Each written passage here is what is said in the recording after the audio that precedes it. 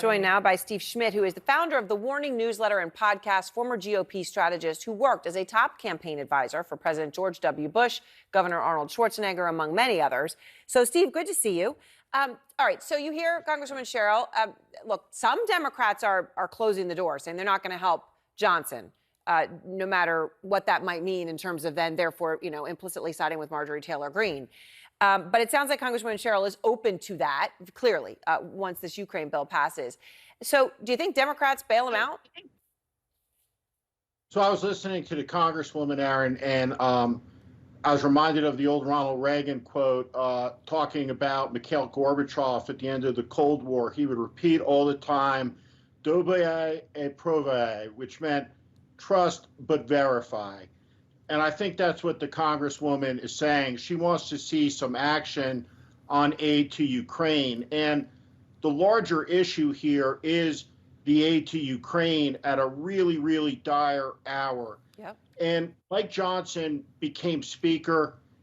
I believe he's an extremist Republican, but history has placed him in a moment of dire consequence. And very often it seems like that the debates that take place in the American Congress are completely detached from the reality of what's happening in the world. And this is a momentous moment. The Russians have sustained 500,000 casualties, and they're on the march. And the bet that Putin has made is that the West, America, lacks resolve. This is the same Congress that invited Zelensky and cheered for him not so very long ago. And the bet that Putin has fundamentally made was perhaps best expressed by Winston Churchill in 1938 when he talked about the moral collapse of the democracies in the appeasement to Hitler and Czechoslovakia. And he said, "Thou art weighed in the balance and found wanting. And do not suppose that this is the beginning of the end. This is only the beginning of the reckoning." And that's what this vote is about. We have a lowest common denominator majority that's held hostage by its most extreme and ludicrous members. But the Congress is an institution on behalf of the people of the United States at an urgent moment, at the edge of a new era, when the Polish president says, we're in a pre-war period, get ready. We should listen. And that's what this moment is.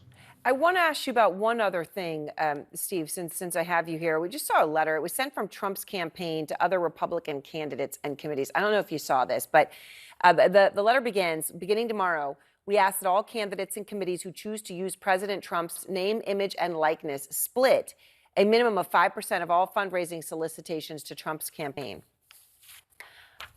What are your thoughts about that? Look, it's always been a grift, and it continues to be so. Donald Trump is consumed by legal debt, by legal judgments, by multiple legal judgments. And so this is the tool by which much of this is all going to be funded. His campaign is cash-strapped up against the Biden effort right now, to the tune that they're on a trajectory.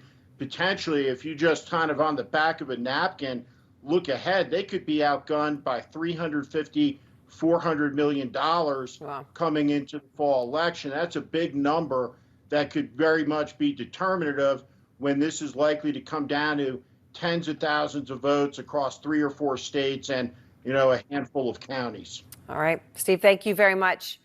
Nice to see you and appreciate your perspective.